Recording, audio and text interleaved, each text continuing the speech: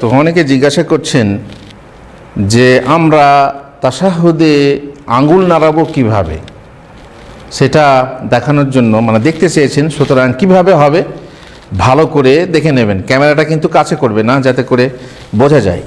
সুতরাং যখন আপনি তাশাহুদে বসবেন, তাশাহুদে প্রথম তাশাহুদে বসলে, প্রথম মানে যে নামাজের দুটো তাশাহুদ আছে সেটার প্রথম তাশাহুদ হয়।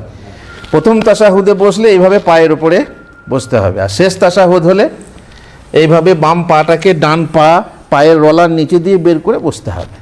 ঠিক আছে?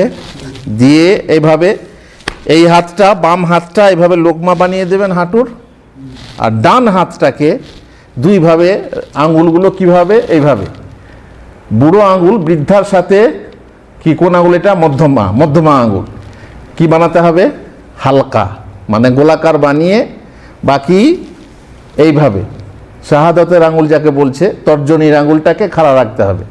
দেখেছেন? হ্যাঁ, হালকা হয়ে গেছে আর আঙ্গুলটা কি আছে, খাড়া আছে। দিয়ে আর এই আঙ্গুল দুটো কি আছে, বন্ধ আছে, দেখেন। ঠিক আছে, বন্ধ আছে। তারপরে আপনি রাখবেন হাঁটুর ওপরে এইভাবে, আঙ্গুলটা খাড়া থাকবে। এই যে আপনি খাড়া রেখেছেন, এটা কি ইশারা, এটা হচ্ছে ইশারা। ওই যে এটা ইশারা হচ্ছে না, ইশারা কিসের দিকে ইশারা, তাওহীদের দিকে ইশারা। তাওহীদ মানে একত্ববাদ। আমরা এই যে, আর এখানে আমরা সাক্ষী দেবো আশহাদু আল্লা ইলাহা ইল্লাল্লাহ, এখানে সবসময় বলি আমরা আল্লাহ এক, তাই না? এই যে এটা হচ্ছে একের ইশারা, একত্বের ইশারা, একত্ববাদের ইশারা। এইভাবে রাখবো, এইভাবে খাড়া থাকবে। তারপরে রাসূলুল্লাহ সাল্লাল্লাহু আলাইহি সাল্লাম কানা ইউহাররিকুহা ওয়া ইয়াদউ বিহা, রাসূলুল্লাহ সাল্লাল্লাহু আলাইহি সাল্লাম তাশাহুদে আঙ্গুলটাকে হিলাতেন এবং দোয়া করতেন। অনেকে বলেছেন যে আশহাদু বলে খাড়া করতে হবে, আবদুহু ওয়া রাসূলুহু বলে নামিয়ে নিতে হবে। না, এরকম কোনো মানে নেই, এরকম ফিক্সড করা নেই হাদিস কোরআনে। সুতরাং যেটা আছে কানা ইউহাররিকুহা, শেষ পর্যন্ত আমাকে হিলাতে হবে, আর শেষ পর্যন্ত খাড়া থাকবে আঙ্গুলটা, শেষ পর্যন্ত মানে সালাম ফেরার আগে পর্যন্ত।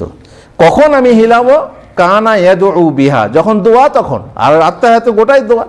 তো চলুন যদি শুরুতে আমরা দোয়া বলি, যেমন আত্তাহিয়াতু লিল্লাহি ওয়াস সালাওয়াতু ওয়াত তাইয়্যিবাতু আসসালামু আলাইকা, আসসালামু আলাইকা, দেখেন দোয়া হলো, আল্লাহর নবীর উপরে সালাম পাঠাচ্ছি, দোয়া।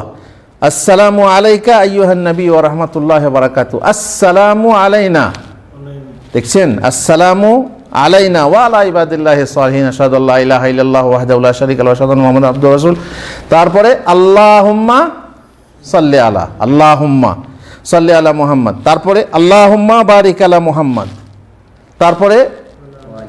তারপরে রাব্বানা আতিনা মনে করুন, তারপর আল্লাহুম্মা ইন্নী আউযু বিকা, যে আল্লাহুম্মা রাব্বানা আছে কিনা, দোয়াতে এইভাবে হালকা করে হেলাবেন।